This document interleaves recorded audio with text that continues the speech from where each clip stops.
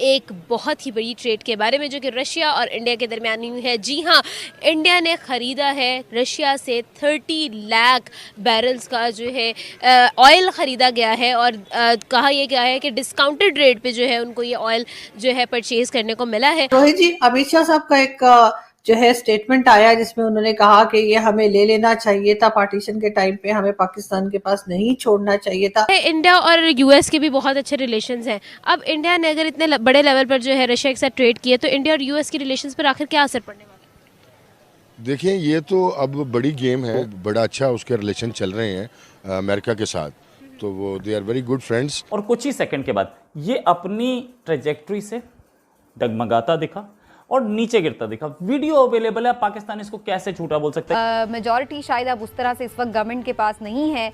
आप क्या इन हालात में सजेस्ट करेंगे अगर प्राइम मिनिस्टर आपसे मशवरा लें, शुड ही रिजाइन? उसको रिजाइन कर देना चाहिए। ये जो मिसाइल है ये थाना बुला खान के पड़ोस में जाकर के गिरी। इंतहाई कशीदा सूरत हाल, पाकिस्तान तहरीक इंसाफ यानी हुकूमत के MNAs की जानिब से सिंध हाउस पर हमला किया गया। ये जो इस्लामाबाद में हुआ OIC सर पर है, ये कैसे हो गया सर? बस गलती हो गई। पाकिस्तान को भी चाहिए कि बेशक वो हम उनको एज एन दुश्मन देश ना लें, हम देखें कि उनसे सीखें।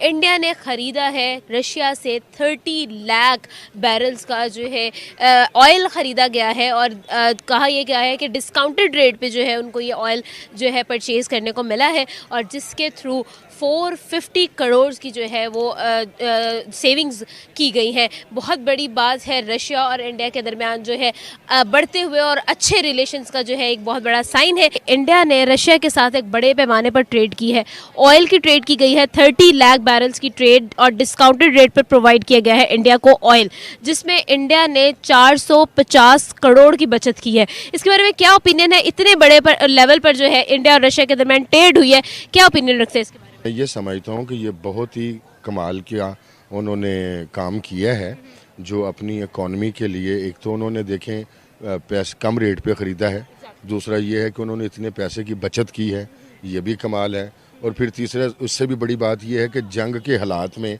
जब यूक्रेन में आपको पता है कि वार चल रही है, उसमें उन्होंने ट्रेड की है और इतना पैसा बचाया है, तो ये बहुत बड़ी बात है और इंडियन इकॉनमी भी इससे स्टैंड करेगी, बूस्ट करेगी और उन्होंने अपने देश का भी फ़ायदा किया है, तो ये बड़ा पॉजिटिव प्रॉस्पेक्ट है। मैं ये समझता हूँ, इन माय ओपिनियन, जो इंडिया ने 450 करोड़ बचाया है ये बहुत बड़ी बात है। मैं कहता हूँ ये हमें भी ऐसा करना चाहिए, समझना चाहिए, सीखना चाहिए और उधार का वो तेल नहीं लेना चाहिए।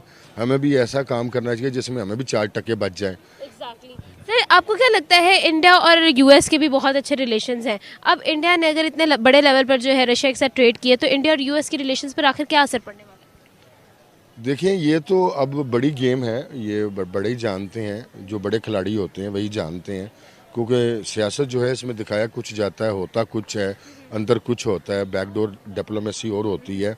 तो इंडिया जो है वो बड़ा अच्छा उसके रिलेशन चल रहे हैं अमेरिका के साथ, तो वो they are very good friends. लेकिन अमेरिका ये भी बर्दाश्त नहीं करता कि उसके साथ जो ट्रेड है वो हट के किसी और से की जाए।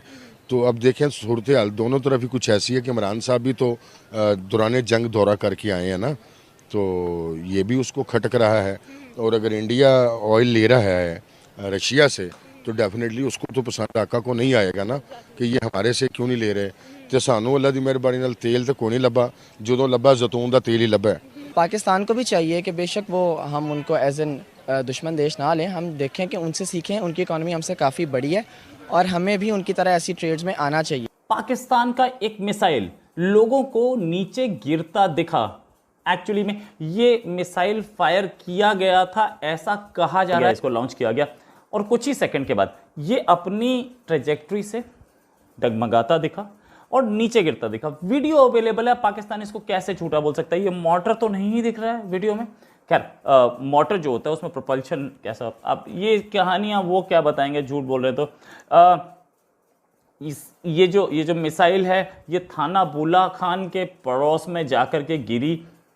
बोला यह जा रहा है कि रेजिडेंशियल एरिया में गिरी, कोई हताहत नहीं है। अभी तक ऐसी कोई खबर नहीं है कि किसी घायल होने की, और अगर हुई भी है तो पाकिस्तान ने इसको दबा दिया है। ये जो एयरवाई, इनका अपना एक न्यूज़ चैनल है एयरवाई ने ये बोला कि ये कोई प्लेन रॉकेट और कुछ ऐसी चीज नीचे गिरती हुई दिख रही थी।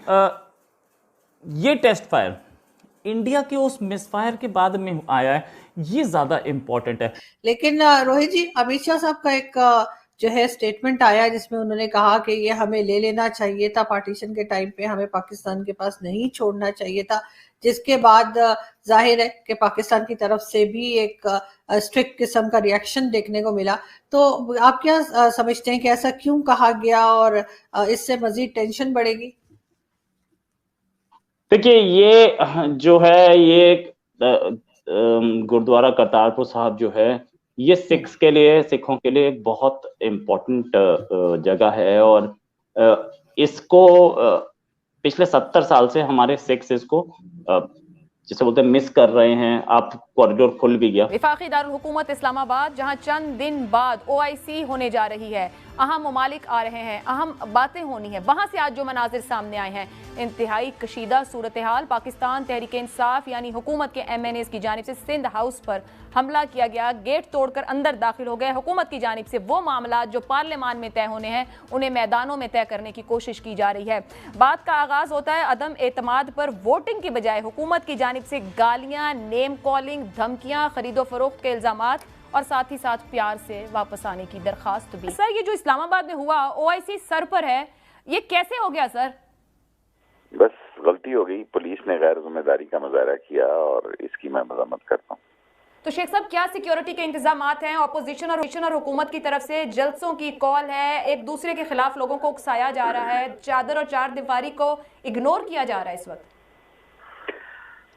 आज मैंने प्राइम मिनिस्टर साहब से अर्ज की थी और उन्होंने कहा इन दोनों को अलग अलग जगहों पर जलसों की इजाजत